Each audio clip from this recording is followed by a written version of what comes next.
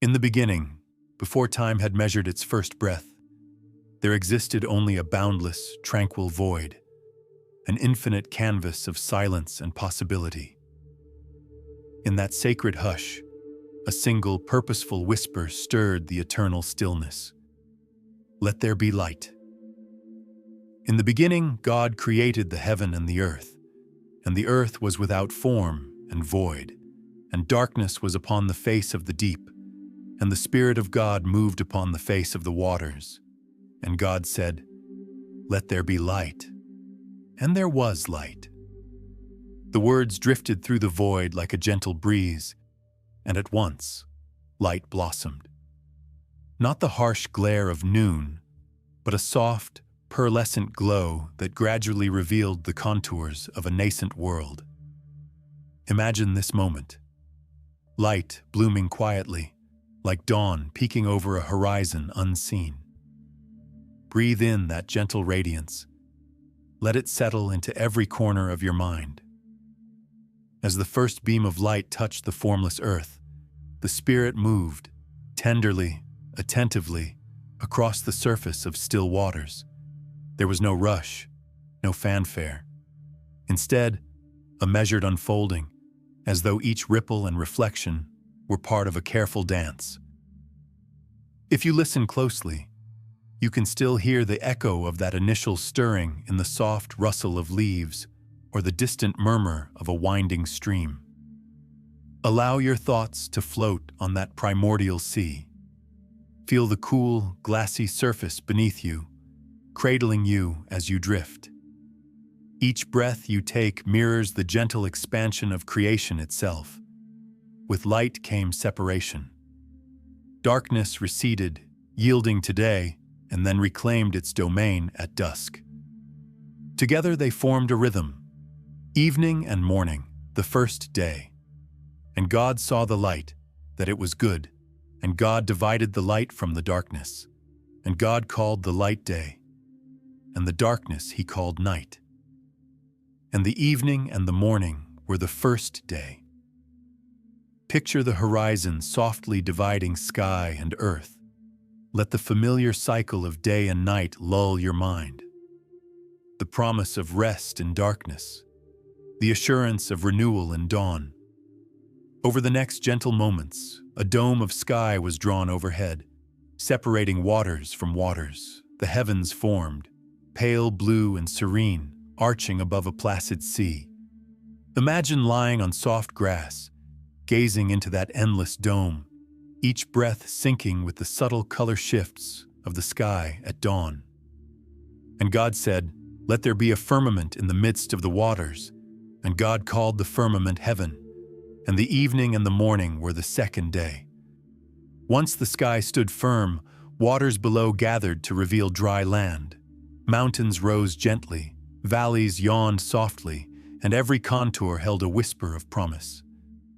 Feel the solidity of earth, an anchor beneath your thoughts, a place of grounding. And God said, "Let the waters under the heaven be gathered together, and let the dry land appear." And it was so. And God called the dry land earth, and the gathering together of the waters called he seas. And God saw that it was good. And God said, "Let the earth bring forth grass." And the earth brought forth grass. And God saw that it was good. And the evening and the morning were the third day. Notice how each act of creation unfolded with calm deliberation. Grass and flowering plants stretched across meadows like a soft carpet. Vines crept along rock faces. Seeds nestled in gentle soil, awaiting the warmth of the sun. Envision the hush of a meadow at dawn, every blade shimmering with dew. And then lights were set in the sky. Sun, moon, and stars, each placed with intention. And God said, "Let there be lights in the firmament of the heaven to divide the day from the night." And God made two great lights, the greater light to rule the day, and the lesser light to rule the night. He made the stars also breathe in the gentle glow of moonlight on calm waters, Feel the reassuring presence of faraway stars like watchful guardians. Each orb hung in the sky, a soothing anchor for night travelers, both real and imagined. Slowly, life took shape beneath the open sky. Birds traced lazy arcs across dawn, filling the air with soft calls. Sea creatures glided through shimmering waters, their movements rhythmic and unhurried. And God said, "Let the waters bring forth abundantly and fowl that may fly above the earth." And God blessed them, saying, "Be fruitful and multiply." Envision a gentle tide rolling in and out, every wave a lullaby. Picture flocks of birds drifting on thermals, each wingbeat a promise of peace. Finally, land animals and humankind were formed. Each creature, from the smallest insect to the first human pair, stepped into being with quiet purpose. And God said, "Let the earth bring forth the living creature." And God created man in his own image, male and female created he them. And God saw everything that he had made, and behold, it was very good. Feel the weightless assurance that you too belong to this tapestry, a gentle thread woven by divine hands. As the first day of rest approached, imagine stretching out on soft grass, the sky alight with twilight hues, and breathing in a world deemed perfect and complete. Thus the heavens and the earth were finished, and on the seventh day God ended his work, and he rested on the seventh day from all his work which he had made. Allow your mind to settle into that rest, mirroring the Creator's own pause. These are the generations of the heavens and of the earth, in the day that the Lord God made the earth and the heavens. And the Lord God formed man of the dust of the ground, and breathed into his nostrils the breath of life, and man became a living soul. The earth sighed beneath divine fingertips as the first human shape took form. Dust coalesced softly, molding into limbs and features with loving precision. Envision gentle hands gathering clay, shaping it into something both earthly and ethereal. When breath entered that likeness, a heartbeat began, a quiet drum echoing through a silent realm.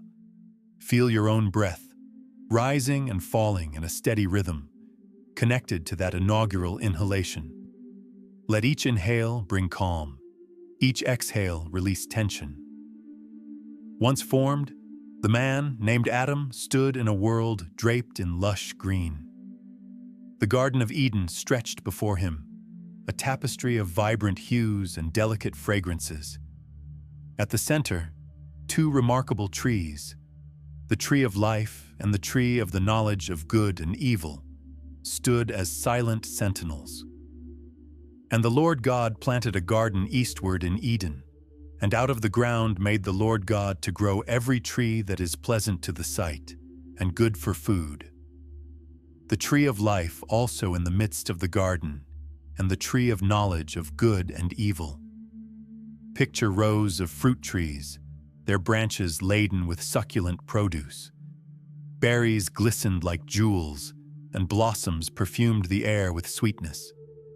A river wound through the garden, its waters pure and clear, branching into 4 gentle streams. Imagine dipping your fingertips into that cool water, watching ripples expand. Feel the translucent flow washing over you, carrying away the day's fatigue. Adam's task was simple and serene: to tend the garden, to name each creature that roamed its expanses, and to enjoy communion with every living thing. Animals of all kinds, silent deer, playful otters, graceful birds, gathered at his approach, trusting and unafraid. And the Lord God took the man and put him into the Garden of Eden to dress it and keep it. And the Lord God said, "It is not good that the man should be alone. I will make him an help meet for him." As dusk fell, a tender solitude settled over Eden. Adam wandered under a canopy of stars, every rustle and chirp part of a lullaby crafted by the Creator. Yet even in paradise, companionship was desired. And the Lord God caused a deep sleep to fall upon Adam, and the rib which the Lord God had taken from man made he a woman, and brought her unto the man. Gentle darkness embraced Adam in deep sleep. From his side Eve emerged, a companion shaped in symmetry and grace. Together, they awakened to a dawn filled with shared wonder, their steps in perfect harmony. Like the soft unfolding of dawn across a silent horizon, the narrative of Eden's tranquility deepens. And the Lord God took the man and put him into the Garden of Eden to dress it and to keep it. And the Lord God commanded the man, saying, "Of every tree of the garden thou mayest freely eat, but of the tree of the knowledge of good and evil thou shalt not eat of it." Imagine Adam rising in the tender glow of early morning, the dew still clinging to verdant leaves. His first breath of paradise carries the poignant fragrance of blossoming flowers and new growth. Each step across the soft earth resonates with purpose: to tend, to nurture, to honor the splendor laid before him. Under his fingers, soft petals yield without resistance, and soil crumbles gently at his touch, both as responsive and yielding as the garden itself. Adam's care is not burdened by toil, but framed by delight. He prunes languid branches, guiding their growth as a musician guides a melody. He waters saplings with the crystal ribbons of Eden's rivers. Each action is an act of reverent companionship with creation. As he works, birds alight on his shoulders, trusting and unafraid. Animal friends, silent deer, playful otters, gather nearby, their presence a hymn of unity between man and nature. Close your eyes and picture this gentle communion: the soft rustle of leaves, the distant trill of birdsong, the light flow of water over smooth stones. Feel the simplicity and beauty of purposeful care. Yet, even in Eden's perfection, a gentle limitation is placed upon Adam: the single tree whose fruit carries weighty consequence. This boundary is not harsh but tender, a quiet reminder of the sacredness of choice. Under the canopy of golden leaves, the forbidden tree stands apart, its fruit glowing like embers in twilight. And the Lord God said, "It is not good that the man should be alone. I will make him an help meet for him." As the sun arcs softly across the sky, a hush falls upon the garden. Even the leaves seem to hold their breath, awaiting what is to come. God's voice moves like a gentle breeze, calling to Adam, not with thunder or alarm, but with the promise of companionship.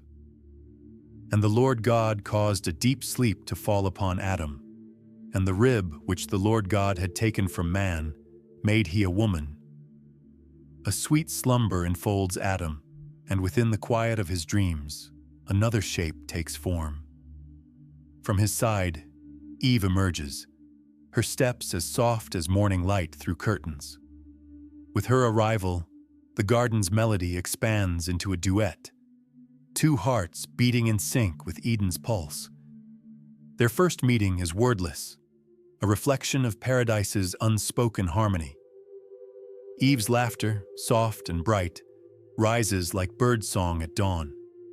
Adam's gentle response echoes like wind through reeds. In each other's eyes, they find the calm assurance of shared purpose and belonging. Let this companionship sink into your thoughts. Feel the warmth of fellowship enveloping you, a reminder that we are never truly alone in the tapestry of life.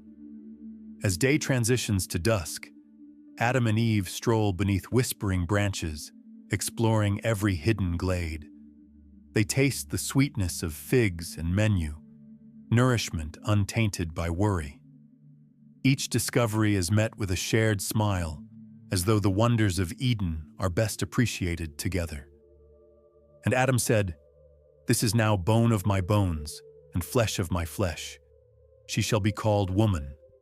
And they were both naked, the man and his wife, and were not ashamed. Their innocence is a veil that softens reality, allowing them to move freely in openness and trust. Let the gentle echo of that trust lull you deeper into the narrative, drawing you toward restful stillness. In the hush of Eden's evening, a subtle breath disturbs the calm, an invitation to curiosity that will forever alter paradise's rhythm.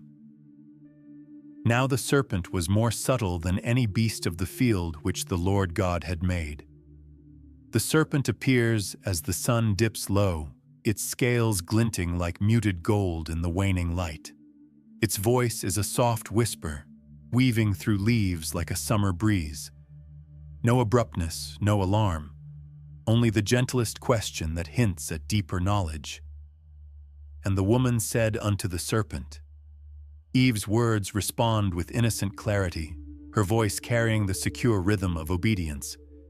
Yet the serpent's soft persuasion opens a door, a curious glimmer in the corner of paradise. Visualize this moment as a pause in a lullaby, just before the final notes hang in the air. Feel the tension like the quiet before a sigh. And the serpent said unto the woman. With each hushed word, the serpent invites Eve to taste of the forbidden fruit. Its voice is as smooth and enticing as honey, coaxing rather than commanding. Under the gentle glow of twilight, the fruit's flesh appears sumptuous, soft, pale, with a rosy sheen that glimmers like candlelight. Eve's hand reaches, trembling, not in fear, but in the tender pull of curiosity. She bites, and the juice warms her senses, a sweet rush that floods her thoughts. She offers it to Adam, whose first taste is met with shared wonder. Let this moment wash over you like warm water. Ask yourself how new experiences, both gentle and unfamiliar, shape our journey toward growth. And the eyes of them both were opened, and they heard the voice of the Lord God walking in the garden in the cool of the day. Their eyes, once unseeing to boundaries, now perceive a delicate veil of separation. They move with hushed steps, leaves crunching beneath their feet. Each footfall echoes through Eden's vaulted canopy, carrying the weight of change. Feel the soft ground under your own feet, each step a reminder of life's unfolding mysteries. Inhale the cool of evening air, and exhale any lingering worry.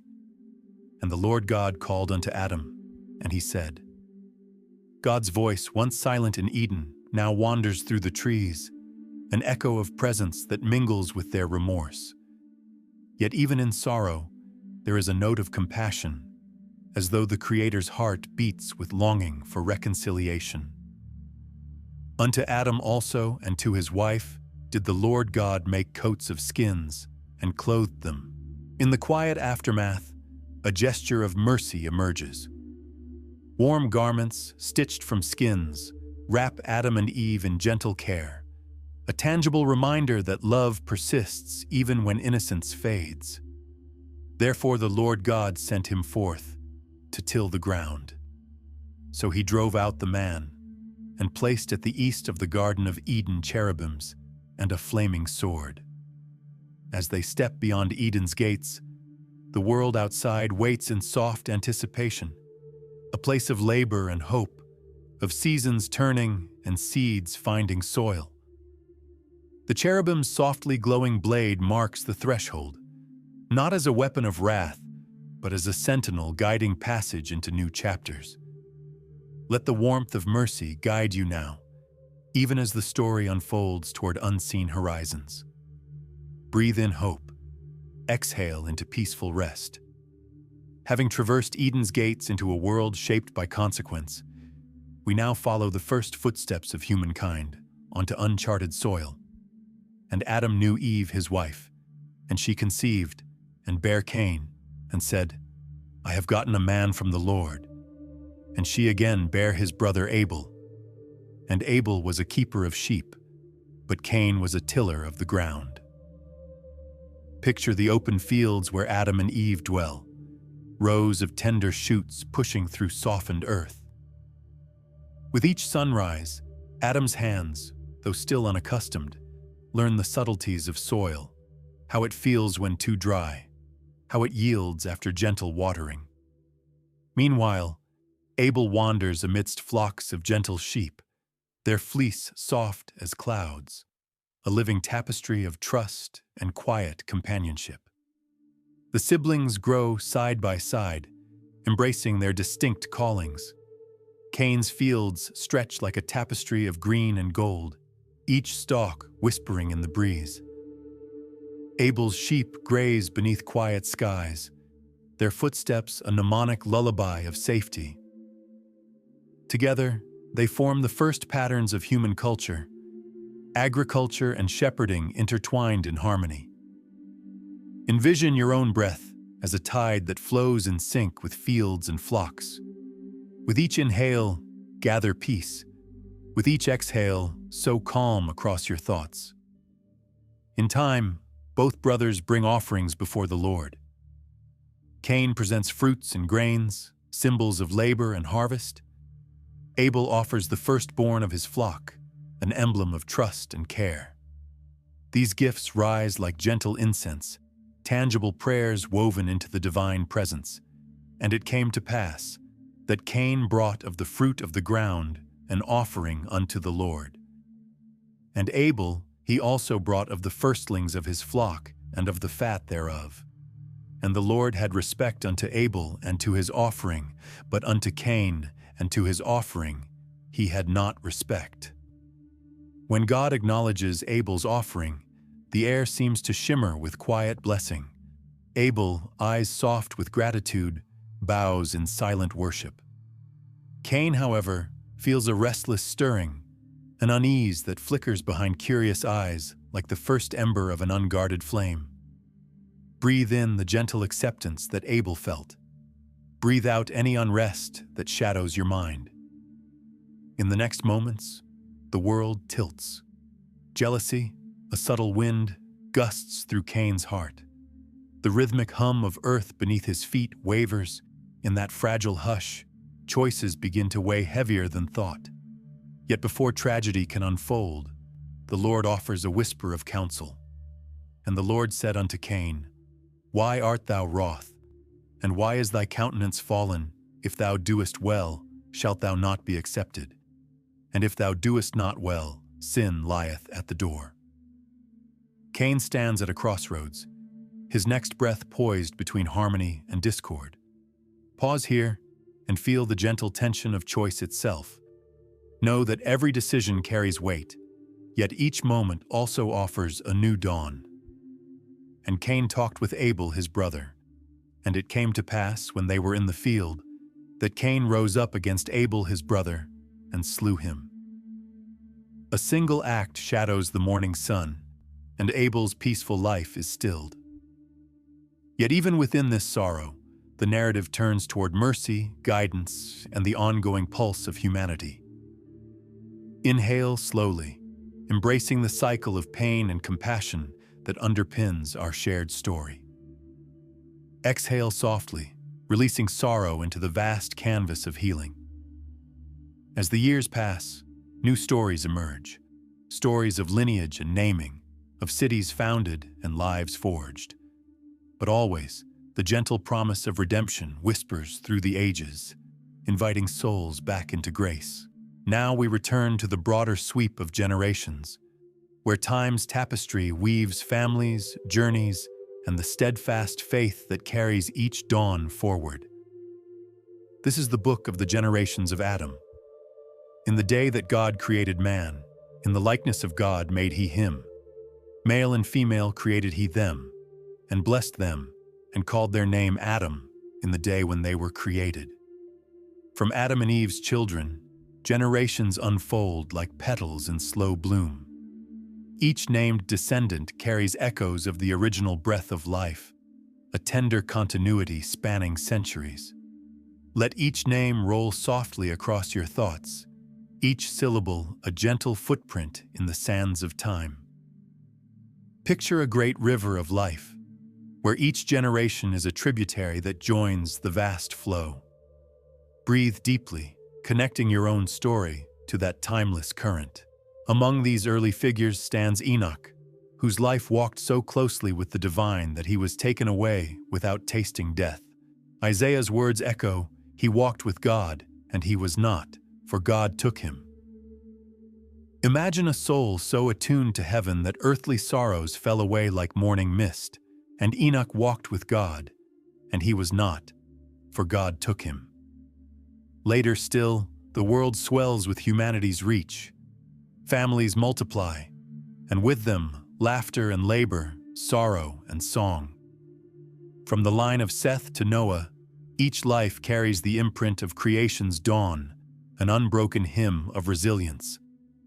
And God saw that the wickedness of man was great, and the Lord said, "I will destroy man." But Noah found grace in the eyes of the Lord. In an age overshadowed by strife, Noah stands as a beacon of quiet faith. His heart, steady as an oak, listens to the Creator's tender instructions to build an ark, a sanctuary of promise amidst coming storms. Picture the early planks rising, each timber a note in a lullaby of salvation. Allow the vision of that refuge to settle in your mind like a safe harbor. In the gentle rocking of imagined waves, feel the assurance of grace's steadfast presence. And so, though the world changes, though waters rise and fall and generations shift, there remains an unbroken thread, the promise that creation, though tested, abides in quiet hope. As seasons turn and the descendants of Noah spread across new lands, the world begins to pulse with both promise and challenge. And God said, "This is the token of the covenant which I make between me and you. I do set my bow in the cloud, and it shall be for a token of a covenant between me and the earth." After the great waters receded, a hush fell over the cleansed earth. The ark's passengers disembarked onto soft, damp ground. With each step, life's resilient hymn rose anew. Then, as dawn broke, a gentle arc appeared in the sky, a bow of muted pastels stretching across celestial canvas. This was no herald of storm, but a promise of mercy's enduring embrace. Breathe in deeply. Envision that arc's soft colors washing over you, assuring you of gentle faith renewed after every trial. From Noah's line sprang nations, each forging unique paths. Nimrod, described as a mighty hunter, became a symbol of strength and ingenuity. Yet even such might was tempered by humility's quiet call. Picture cities rising, brick by brick, under sunsets hued with promise and latent longing. And Cush begat Nimrod. He began to be a mighty one. He was a mighty hunter before the Lord. As families wandered eastward, valleys echoed with tongues of new speech. The Tower of Babel soared skyward, each stone a testament to human aspiration. Yet in that unified ambition lay the seeds of division, as hearts sought to build without regard for unseen vertical limits. And they said, "Go to, let us build us a city and a tower." And the Lord came down to see the city and the tower, which the children of men builded. With gentle sovereignty, the divine dispersed tongues, scattering people across the earth. Imagine swirling accents carried on the wind, each distinct yet part of a grand tapestry of humanity. Let your thoughts drift like seeds on a breeze, carrying the promise that every difference enriches creation's vast mosaic. As the narrative unfolds toward Abraham's call, the steady beat of promise grows louder, guiding souls toward the quiet frontier of faith.